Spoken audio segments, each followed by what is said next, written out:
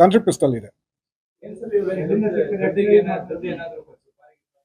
ಆ ಥರ ಏನೂ ಇಲ್ಲ. ಏನಾಗಿದೆ ಆ್ಯಕ್ಚುಲಿ ಅವರು ಪ್ರಣೀತ್ ಮತ್ತೆ ನಿಧಾ ಜೊತೆಗೆ ಮೊದಲು ಸ್ವಲ್ಪ ಅದು ಯಾವುದು ರಿಲೇಶನ್ಶಿಪ್ ಅಲ್ಲಿದ್ದಾರೆ.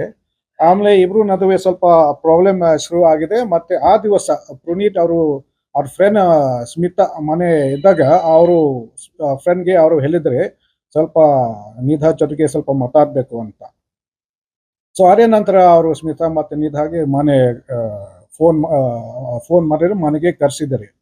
ಸೊ ಸ್ಟಾರ್ಟಿಂಗ್ ನಿಧಾ ಬಂದಿದ್ರೆ ಮತ್ತು ನಿಧಾ ಮತ್ತು ಪ್ರಣೀತ್ ಜೊತೆಗೆ ಮಾತಾಡ್ತಾ ಇದ್ದಾರೆ.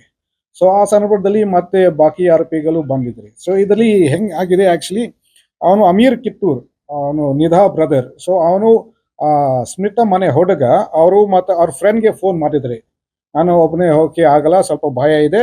ಸೊ ಅವನು ಅಫ್ಜಾನ್ಗೆ ಫೋನ್ ಮಾಡಿದ್ರೆ ನೀವು ಕೂಡ ದಯವಿಟ್ಟು ನನ್ನ ಜೊತೆಗೆ ಬಂದಿದ್ದೀನಿ, ಸ್ವಲ್ಪ ಸಪೋರ್ಟ್ ಕೊಡಿ ಅಂತ.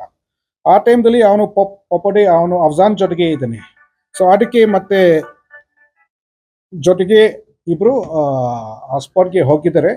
ಅಲ್ಲಿ ಹೋದ್ಮೇಲೆ ಮತ್ತೆ ಮೊದಲು ಸ್ವಲ್ಪ ಬಾಯಿಂದ ಸ್ವಲ್ಪ ಜಗಳ ಆಗಿದೆ.